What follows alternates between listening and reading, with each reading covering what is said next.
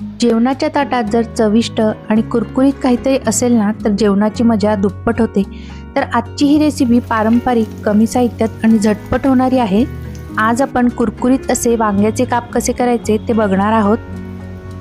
त्यासाठी इथे मी एक मोठं वांग स्वच्छ असं धुवून घेतलेलं आहे.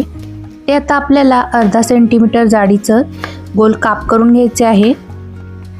हे बघा, या पद्धतीने असे गोल काप करायचे आहेत.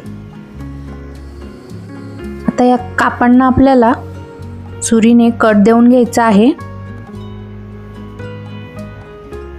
असं सुरीने आपल्याला कापांना कट दिला ना, मसाला जो आहे ना तो आतपर्यंत छान मुरला जातो. हे बघा, या पद्धतीने असे सुरीने कट देऊन घ्यायचे, म्हणजे मसाला छान आतपर्यंत सगळीकडे लागला जातो. आता सगळ्या कापांना सुरीने असेच कट देऊन घ्यायचे आहेत. बाहेरून एकदम क्रिस्पी आणि आतून मऊ लुसलुशीत लागणारे हे वांग्याचे काप तुम्ही जेवणासोबत तोंडी लावायला किंवा स्नॅक्स म्हणूनही खाऊ शकता. आता या कापांना आपल्याला मसाला लावण्यासाठी इथे मी 1 चमचा आलं लसूण पेस्ट, 1 चमचा लाल तिखट, हळद आणि धना पावडर घेतलेली आहे आणि 1 चमचा गरम मसाला घेतलेला आहे. आता यावरती असं लिंबू पिळायचं आणि हे चांगलं असं एकजीव करून घ्यायचं आहे. लागलेच तर थोडंसं यामध्ये तुम्ही पाणी घालू शकता. आणि हा जो मसाला आहे ना, तो आता सर्व वांग्यांच्या कापांना आपल्याला असा लावून घ्यायचा आहे.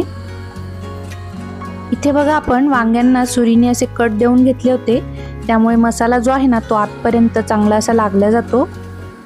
इथे बघा, वांग्यांच्या सगळ्या कापांना मसाला लावून झालेला आहे. हे मसाले मुरण्यासाठी 5 ते 10 मिनिटं बाजूला ठेवून देऊया.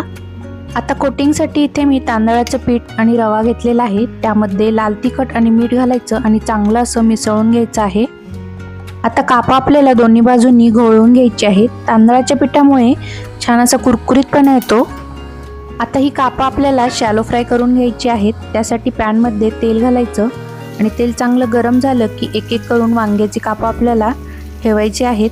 मध्यम आचेवर दोन्ही बाजूंनी छान खरपूस अशी ही वांग्याची कापा आपल्याला भाजून घ्यायची आहेत. आता यावरती झाकण अजिबात ठेवायचं नाही, नाहीतर वांग्याची कापं मऊ पडू शकतात.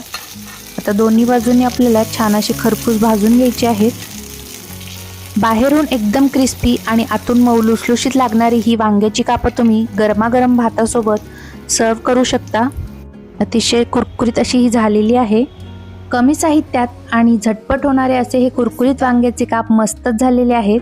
तुम्हाला देखील ही रेसिपी आवडली असेल तर नक्की ट्राय करून बघा.